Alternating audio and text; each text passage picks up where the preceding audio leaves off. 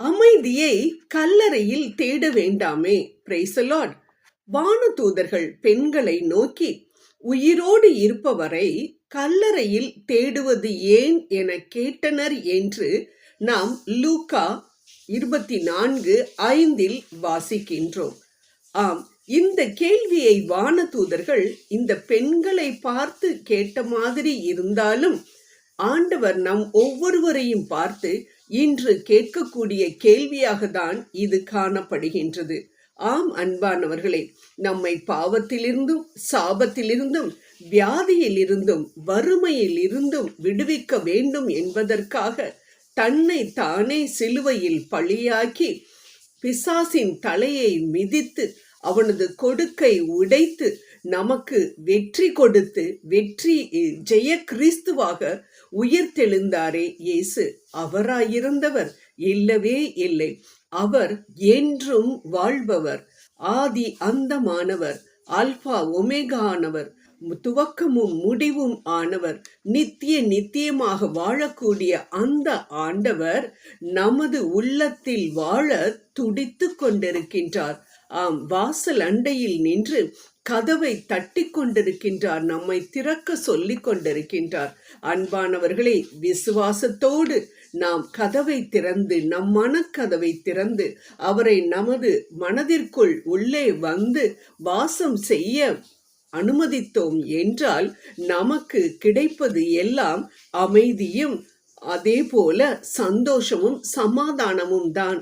ஆம், ஏனென்றால் இதை புனித பவுல் மிகவும் அருமையாக 1 கொரிந்தியர் 3:16 சொல்லுகின்றார், நாம் ஆண்டவரின் வசிக்கும் ஆலயமாக இருக்கின்றோம் என்று. ஆம், ஆண்டவர் நமது மனதிற்குள் வந்துவிட்டார் என்றால் அவர் சாதாரண மனிதரா நமது மனதிற்குள் வந்து குடியிருப்பது? சர்வ சிருஷ்டியையும் உண்டாக்கின, எப்படி உண்டாக்கினார்? வார்த்தையால் உண்டாக்கின அந்த ஆண்டவர் நமது மனதில் வந்து குடியிருக்கும் பொழுது நமது வார்த்தைகளும் நமது செயல்களும் அதே வல்லமையை பொருந்தியவையாதானே இருக்கும். இதை ஏன் நாம் மறந்து விடுகின்றோம்?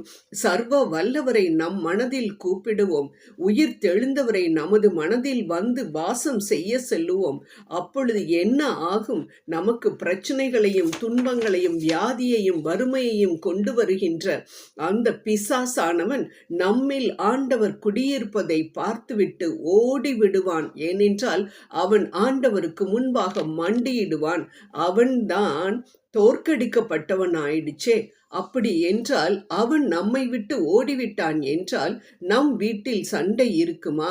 நம் வீட்டில் பிரச்சனைகள் இருக்குமா? சமாதானம் குறையுமா? யோசித்து பார்ப்போம்.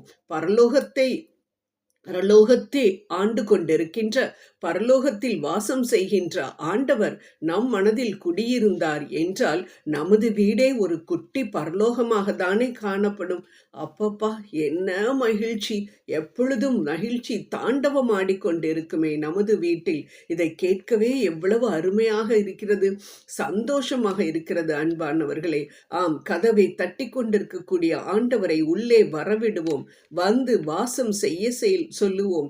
அநேக ஆசீர்வாதங்களை நாம் பெற்றுக்கொள்வோம். இது நடக்குமா? நிச்சயம் நடக்கும். ஆம், நிச்சயம் இது நடக்கும். எப்பொழுது நடக்கும்? உயிர்த்தெழுந்த இயேசு தரும் அமைதியை நாம் தற்காலிகமான சந்தோஷத்தை கொடுக்கக்கூடிய கல்லறைகளில் தேடாமல் இருந்தால் நிச்சயம் இது நமக்கு நடக்கும். சந்தோஷம் கரை புரண்டு ஓடும் நம் வீட்டில். எப்படி? நம் பாவங்களுக்காக பாவ மன்னிப்பை நாம் வாங்கி ஆண்டவரின் புனித இரத்தத்தினால் கழுவி அவரே தேவன் என்று நாம் ஏற்றுக்கொண்டு அவரது பிள்ளைகளாக நாம் மாறும் பொழுது இந்த காரியம் வெகு எளிதாக நடக்கும். அன்பானவர்களே, ஏனென்றால் அவர் தனது பிள்ளையினுடைய வீட்டில் வந்து தங்குவதற்கு தான் சகல உரிமையையும் பெற்றிருக்கின்றாரே. அவர் வந்து நம் வீட்டில் வாசம் செய்யும் பொழுது நம் வீட்டில் சந்தோஷம் இருக்கும். பாவம் ஆனால் பாவம் அ எல்லாம் செய்து கொண்டு ஆண்டவருக்கு நாம் துன்பத்தை வரவழைத்துக் கொண்டிருந்தோம் என்றால், நாம் கல்லறையாகிய அந்த மரணத்தை தானே நாம் சந்திக்க வேண்டும். ஏனென்றால் சொல்லப்பட்டிருக்கின்றது ரோமர் 6:23 பாவத்தின் சம்பளம் மரணம் என்று. நமது கண்களை சுழற்றி பார்ப்போம் இந்த உலகத்தில் எத்தனை குடிக்கும் அதாவது மதுவிற்கும் மற்றும் போதை மருந்துகளுக்கும் அடிமையாய் இருக்கின்றவர்கள் நன்றாக செழித்து வாழ்கின்ற கதையை நாம் பார்த்திருக்கின்றோமா, கேட்டிருக்கின்றோமா? அவர்களுக்கு கிடைத்திருக்கிறது எல்லாம், கிடைப்பது எல்லாம் மரணம்தான், கல்லறைதான். இந்த கல்லறைகள் நமக்கு வேண்டாம். இந்த கல்லறைகள் ஒரு நாளும் சிற்றின்பங்கள், உலக சிற்றின்பங்கள் ஒரு நாளும் நமக்கு சந்தோஷத்தை கொடுக்கவே முடியாது. நமக்கு மட்டுமல்ல, நம்மோடு வாழ்பவருக்கும் அது சந்தோஷத்தை கொடுக்க முடியாது.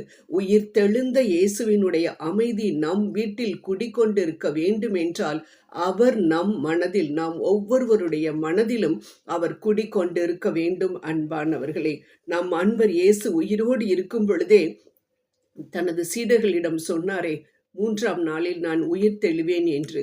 ஆனால் இதை நம்பவில்லை, அவர்கள் விசுவசிக்கவில்லை. அதனால்தான் அவர்கள் கல்லறையில் அவரை தேடினார்கள்.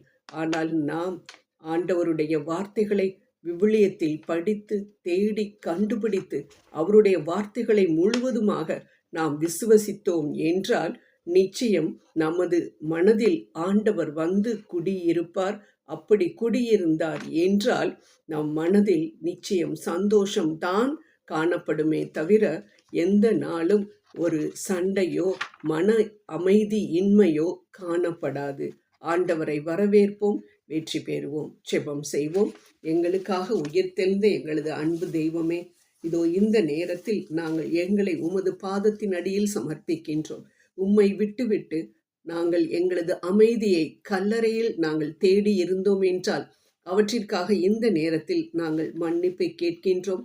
எங்களை மன்னித்து நாங்கள் எப்பொழுதும் உம்மை வரவேற்று உம்மை எங்களது மனதில் அப்பா குடியிருக்க செய்யக்கூடிய அந்த ஆர்வத்தை நீர் எங்களுக்கு கொடுக்க வேண்டும் என்றும், நீர் எப்பொழுதுமே எங்களுடைய மனதில் குடியிருக்க தேவையான பரிசுத்தத்தை நீர் கட்டளையிட வேண்டும் என்றும் இந்த நேரத்தில் உம்மை கெஞ்சி கேட்டுக்கொள்ளுகின்றோம்.